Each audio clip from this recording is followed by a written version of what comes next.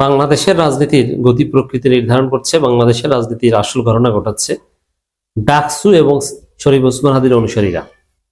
বাংলাদেশের রাজনীতির প্রধান অ্যাক্টরস এখন দুইটা, ডাকসু এবং শরীফ ওসমান হাদির অনুসারীরা। বাংলাদেশে কি ঘটবে কি ঘটবে না, কোন দিকে যাবে, ডাকসু উইল ফিক্স, শরীফ ওসমান হাদির অনুসারীরা উইল ফিক্স।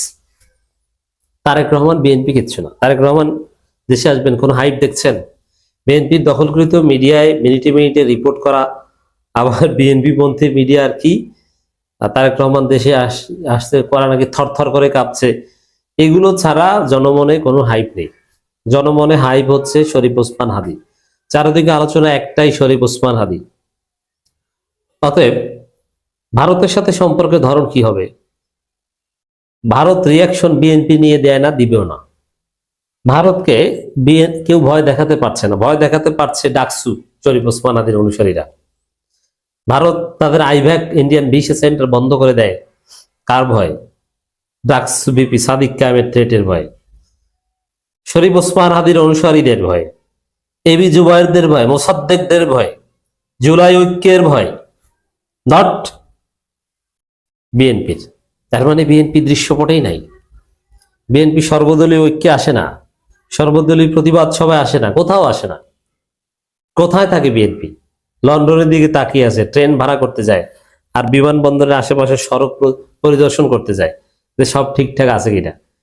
সরকারি কেপিআই ভিজিটে যায় যে সব ঠিকঠাক আছে কিনা। বিএনপি নেতারা কোন পর্যায়ের ছাত্রীরা, বুঝতে পারছেন? এটা বিএনপির কাজ। তারেক রহমান আসবে, রাস্তাঘাট ঠিক আছে কিনা দেখতে যাই বিমানবন্দরের আশেপাশের, হোয়াট এভার। বাংলাদেশের রাজনীতিতে বিএনপির এই মুহূর্তে কোনো স্টেক নাই, তারা দৃশ্যপটেই নাই। 1971 সালের পর এই প্রথম, এটা ভারতের পররাষ্ট্র মন্ত্রণালয় সম্পর্কিত স্থায়ী কমিটির একটা প্রতিবেদনে উঠে এসেছে যে 1971 সালের পর এই প্রথম বাংলাদেশে স্ট্র্যাটেজিক টানাপোড়েনে আছে ভারত এবং বেকায়দায় আছে। এরকম পরিস্থিতি জিয়াউর রহমানের আমলে বা কারো আমলে কখনো ভারত পড়েনি। 75 15 আগস্টের পরও এরকম পরিস্থিতিতে পড়েনি, এমনকি 2024-এর 5 আগস্টের পরও এরকম বেকায়দায় পড়েনি, যেটা শরীফ ওসমান হাদির উপর গুলি করার পর পড়েছে। তো এই জায়গায় বিএনপি কি? ভারত দায়ী করছে জামাতকে, যদিও জামাত ভারতের আধিপত্যবাদের বিরুদ্ধে সোচ্চার থাকলেও আঞ্চলিক অখণ্ডতা নিয়ে কোনো কথা বলে না। এর প্রতি জামাত আপোষী। কোনো 7 সিস্টেম আলাদা করা, বিচ্ছিন্নতাবাদী আশ্রয় দেওয়া, জামাত এগুলো সমর্থন করে না, এগুলো দিবে না। তারপরও জামাতকে দায়ী করছে বা দৃশ্যপটে জামাত। কিন্তু বিএনপি, আপনি যদি ভারতের যারা থিঙ্ক ট্যাঙ্ক আছে তাদের কাছে জিজ্ঞেস করেন, এমনকি সরকারের কাছে সাউথ ব্লকে যে জিজ্ঞেস করেন যে বাংলাদেশে তোমাদের শত্রু কারা, কাদেরকে নিয়ে ভাবো, বিএনপির নাম বলেও বলবে না। বিএনপি ভারতের কোনো শত্রু না। ভারত শত্রু মনে করবে যে ওই যে অলরেডি দেখেছেন না, যাদেরকে শত্রু মনে করে তাদেরকে গালাগালি করে, জামাতকে গালাগালি করে, জামাত স্টেটমেন্ট দিয়ে বিবৃতি দিয়েছে। এরপরে জুলাই যোদ্ধাদের চরমপন্থী বলেছে, জুলাই যোদ্ধারা সংবাদ সম্মেলন করে প্রতিক্রিয়া জানিয়েছে, জুলাই ঐক্য প্রতিক্রিয়া জানিয়েছে। অতএব দর্শক, রাজনীতিতে ঘটনা ঘটাচ্ছেন সাদিক কায়েমরা, ডাকসু, জুলাই ঐক্য, শরীফ ওসমান হাদির অনুসারীরা। কিসের বিএনপি, কিসের তারেক রহমান? তারা কি করছে? ট্রেন ভাড়া করছে, ব্যাগ গুজাচ্ছে, ট্রাভেল পাস চাচ্ছে, কিন্তু বাংলাদেশের মাটি থেকে ইন্ডিয়ান হেজিমনি দূর করছে। দ্যাটস মিন্স ইন্ডিয়া ক্ষমতা আসা বা বিএনপি ক্ষমতা আসার রাস্তা বন্ধ করছে।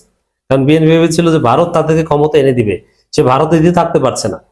কূটনৈতিক সম্পর্ক থাকে কিনা এটাই তো একটা বিষয়। ভারত তার কূটনীতিকদের সরিয়ে নেওয়া উচিত, নইলে বাংলাদেশে লাথি দিয়ে পাঠিয়ে দেওয়া। প্রণয় বর্মাকে গ্রেপ্তার করা উচিত যদি সম্ভব হয়। ভারতের পররাষ্ট্র মন্ত্রণালয়ের সাম্প্রতিক বক্তব্যে জুলাই ঐক্যের আন্দোলনকে চরমপন্থী গোষ্ঠীর আন্দোলন হিসেবে আখ্যা দেওয়াকে ভারতের চরমপন্থার বহিঃপ্রকাশ বলে মন্তব্য করেছেন জুলাই ঐক্য। এখন জুলাই ঐক্যে যারা সংবাদ সম্মেলন করছে, মোসাদ্দেক, এবি জুবায়ের, এরা তো ডাকসু নেতা, এবং সাদিক কায়েম নিজেই তো থ্রেট দিয়েছেন ভারতের সাথে এই শর্তে কূটনৈতিক সম্পর্ক স্থগিত করতে হবে প্রয়োজন।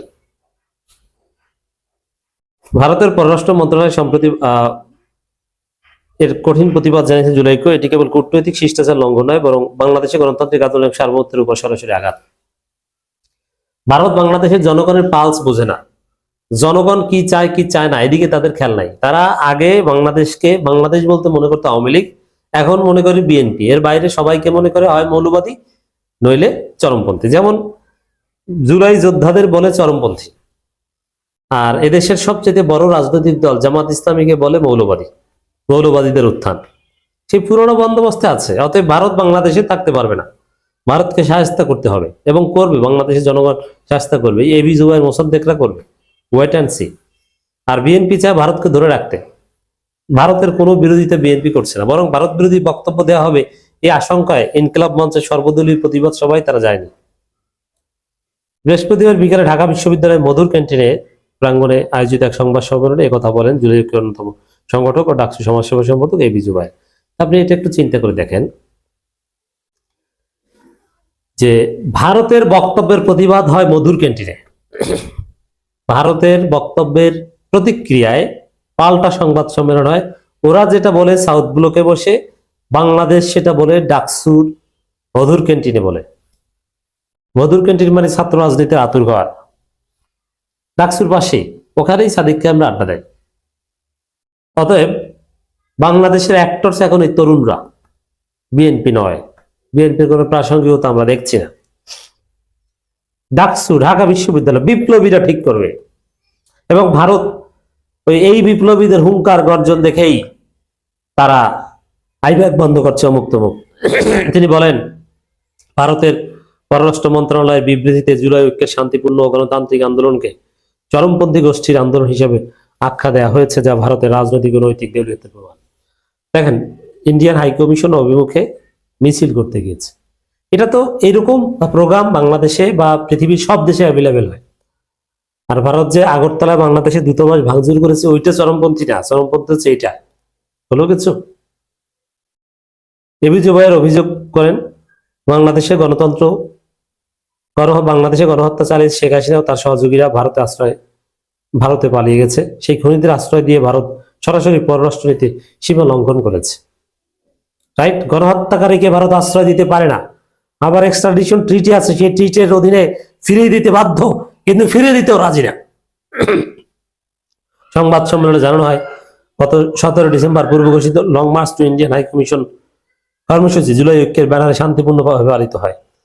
রামপুর ব্রিজ থেকে মার্চ শুরু হলো। বাড্ডা পুলিশের বাধার মুখে পড়ে আন্দোলনকারীরা আইনশৃঙ্খলা রক্ষাকারী বাহিনীর প্রতি সম্মান জানিয়ে সেখানে অবস্থান নেন। এটা সবাই জানে। এরকম মার্চ বা এরকম ঘেরাও একটা পর্যায়ে থামিয়ে দেয়। এটা গণতান্ত্রিক অধিকার হিসেবে বাংলাদেশের স্বীকৃতি। ইন্ডিয়ান হাই কমিশনের ধারে কাছেও যেতে পারে। ফ্রান্স দূতাবাস বা এটা আমেরিকান দূতাবাস অভিমুখে এরকম মিছিল হয়েছে। পাকিস্তান হাই কমিশনকে ঘেরাও করা, এটাও তো কত কর্মসূচি হয়েছে।